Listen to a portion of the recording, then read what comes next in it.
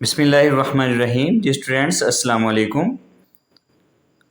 آج ہم 10th class کی مطالعہ پاکستان جس کا باب نمبر 1 پاکستان کی نظریاتی اساس، اس کا تفصیلی سوال نمبر 6 پڑھیں گے.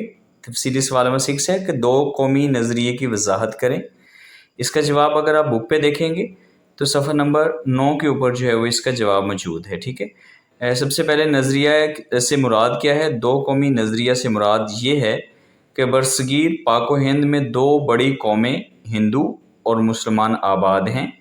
یہ دونوں قومیں صدیوں تک ایک دوسرے کے ساتھ رہنے کے باوجود آپس میں گھل مل نہ سکیں. ٹھیک ہے.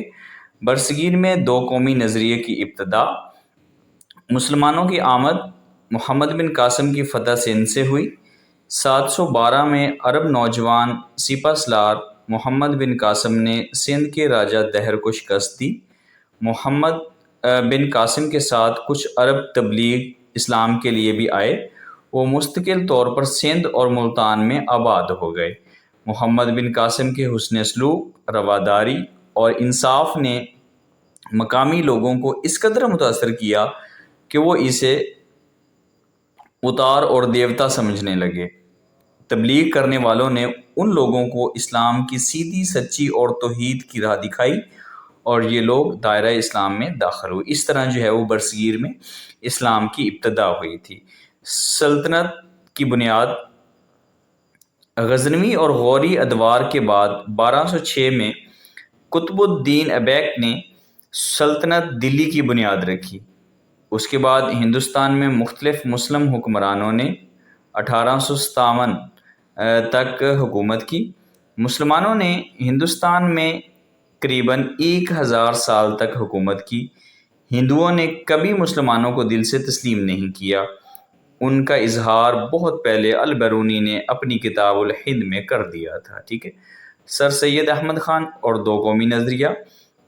انگریزوں کے ہندوستان پر قبضے کے بعد جس شخصیت نے سب سے پہلے مسلمانوں کا علیحدہ قوم قرار دیا وہ سر سید احمد خان تھے. ابتدا میں سر سید احمد خان قومی متحدہ موومنٹ کے حامی تھے، لیکن جب 1857 میں جنگ آزادی کے بعد ہندو جو ہے وہ انگریزوں کے زیادہ قریب ہو گئے تو سر سید کو یہ احساس ہوا کہ ہندو کبھی مسلمانوں کے دوست نہیں ہو سکتے. اردو ہندی تنازع. 1867 میں بنارس میں اردو ہندی تنازع کے موقع پر آپ نے واضح اعلان کیا کہ مسلمان اور ہندو الگ الگ قومیں ہیں. ٹھیک ہے. MAO اسکول اور کالج کا قیام. اس کے بعد انہوں نے مسلمانوں کی تعلیمی اور سیاسی میدان میں ترقی کے لیے MAO اسکول اور کالج جو ہے وہ قائم کیا. ٹھیک ہے. نیکسٹ ہے چودھری رحمت علی اور 2 قومی نظریہ. چودھری رحمت علی اسلامیہ کالج لاہور کے نامور طالب علم تھے. 1933 میں آپ نے لندن میں پاکستان نیشنل موومنٹ کی بنیاد رکھی. 28 جنوری 1933 کو انہوں نے اب یا پھر کبھی نہیں کے عنوان سے ایک مشہور کتابچہ جاری کیا جو تحریک پاکستان کے لیے مضبوط دیوار ثابت ہوا اور برصغیر کے مسلمانوں کے ساتھ ساتھ دیگر قومیں بھی لفظ پاکستان سے آشنا ہوئیں. علامہ محمد اقبال رحمۃ اللہ علیہ اور 2 قومی نظریہ. علامہ محمد اقبال رحمۃ اللہ علیہ نے فرمایا مسلمان یہ برداشت نہیں کر سکتے کہ ان کے مذہبی، سیاسی اور معاشرتی حقوق سلب کر لیا جائے. لہٰذا میری خواہش ہے کہ مسلمانوں کے لیے پنجاب، سرحد، سندھ، بلوچستان کو ملا کر ایک ریاست بنا دی جائے. قائد اعظم رحمۃ اللہ علیہ اور 2 قومی نظریہ. قائد اعظم محمد علی جناح رحمۃ اللہ علیہ 2 قومی نظریہ کے زبردست حامی تھے اور وہ ہر لحاظ سے مسلمانوں کو الگ قوم کا درجہ دیتے تھے.